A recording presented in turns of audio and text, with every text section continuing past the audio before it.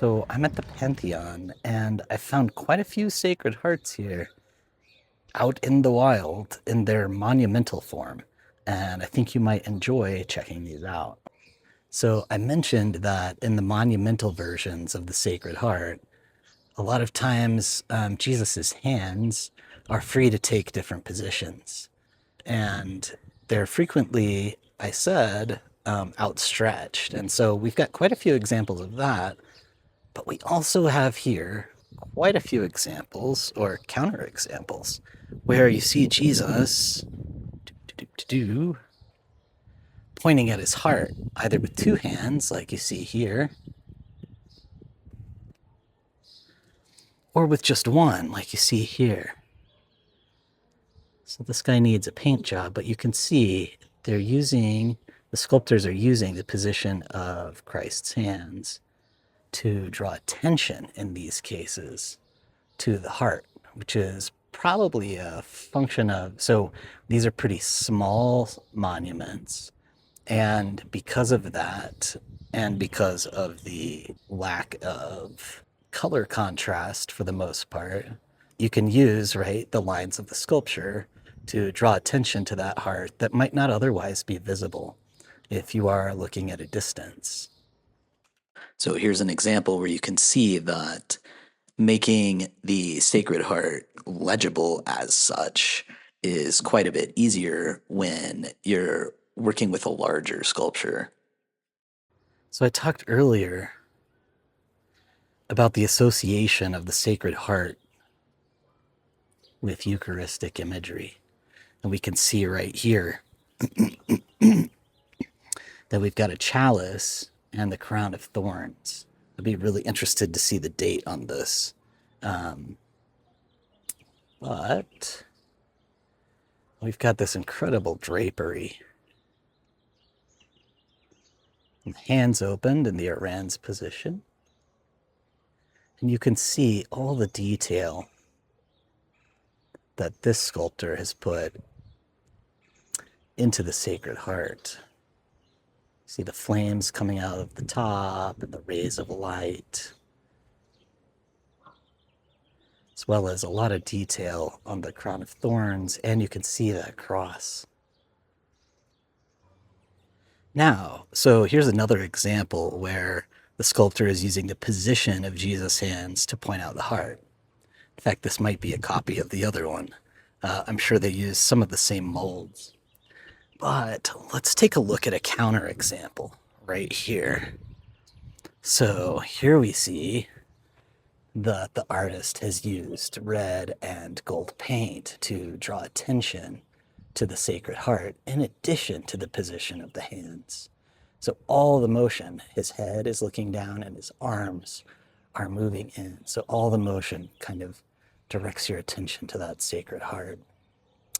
Up above him, we have another counterexample. In this case, his hands are spread out, but the lines, you see how the lines of his arms actually draw attention back into that heart. And they've used, again, red and gold to make it really pop. So here's another example where the artist has used color to draw attention to the Sacred Heart.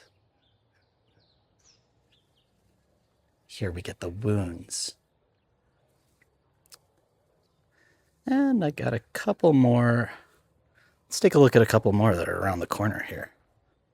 All right, here's another example where the artist has used color to draw out the Sacred Heart.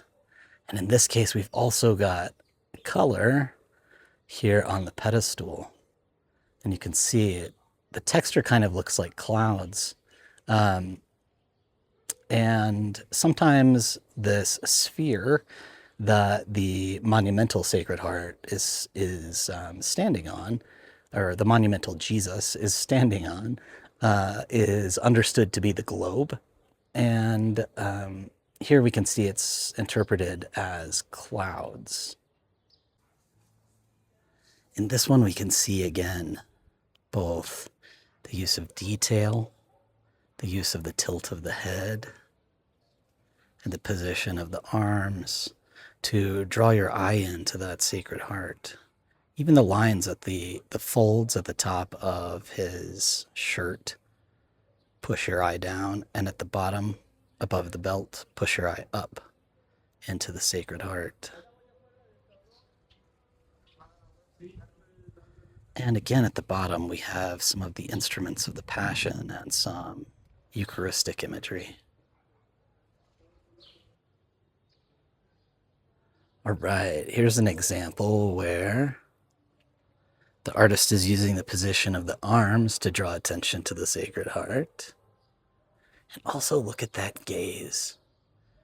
One of the striking features you remember of the Battini, or the sort of second version of the Sacred Heart, are these piercing eyes that may be looking directly at you or just slightly indirect so that they're not quite threatening.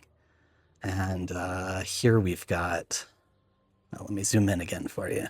Here we've got dark spots for the eyes so that you can, the gaze is really visible from out here. There are others, and I'll show you an example in a minute, where the gaze is there, but because of the medium and the techniques the particular artist chose, the gaze isn't quite as visible or legible at a distance. If you remember on the Italian prayer card, sometimes the Sacred Heart is a super feminized Jesus, and the tradition gets criticized because of this at length. But here we have an example of one of those. Okay, I promised to show you an example where the gaze is present, but it's not immediately obvious because of the techniques of the sculptor. And so I'm going to zoom in here, and you can see this Jesus really is looking straight at you. It's a little unsettling. Okay, with this one, I want to draw your attention to the spherical base, but also this one's kind of a mystery because you can see he was holding something, but who knows what. This is one of my favorites. I think I like his wide, high cheekbones, and the way that the Sacred Heart protrudes out of his chest. But also, if you look at the hands, they form just a lovely triangle that pushes your eye up into the heart. And if we back up, there we can see that the flow of his robes forms a shape kind of like a mandorla. In other words, like an almond shape. Here's another Sacred Heart, and this one I really like because there's a really strong use of yellow and green. So it needs a paint job, but you can see, one, we get that nice direct gaze, or semi-direct gaze. It's a little less threatening.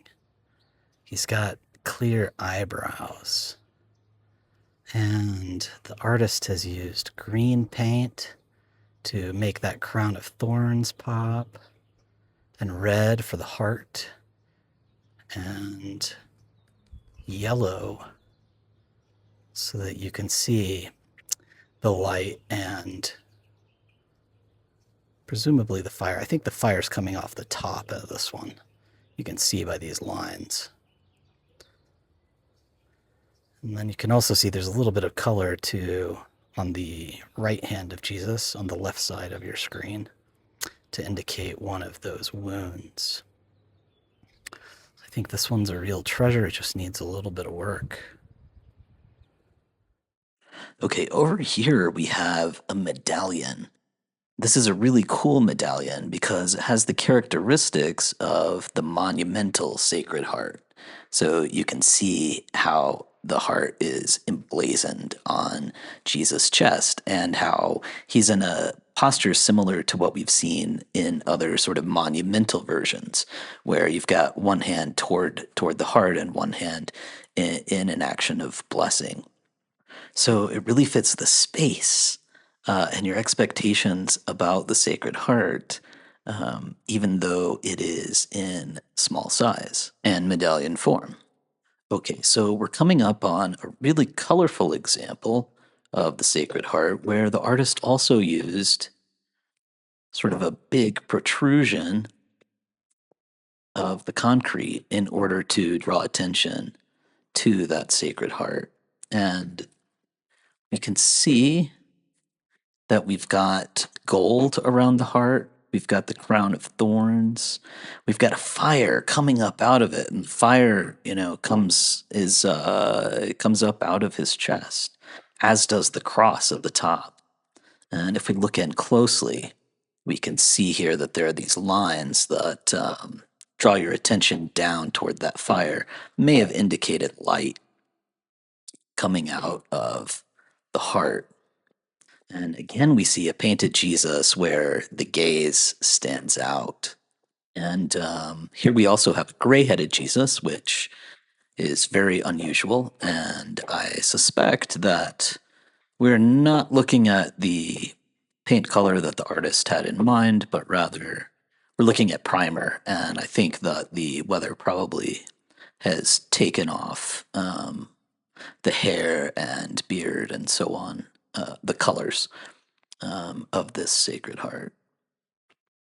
So that about wraps this up, and I hope that you've taken this time to think a little bit about how artists think about making the Sacred Heart legible, especially in its monumental form and in different sizes, like you see um, in a graveyard.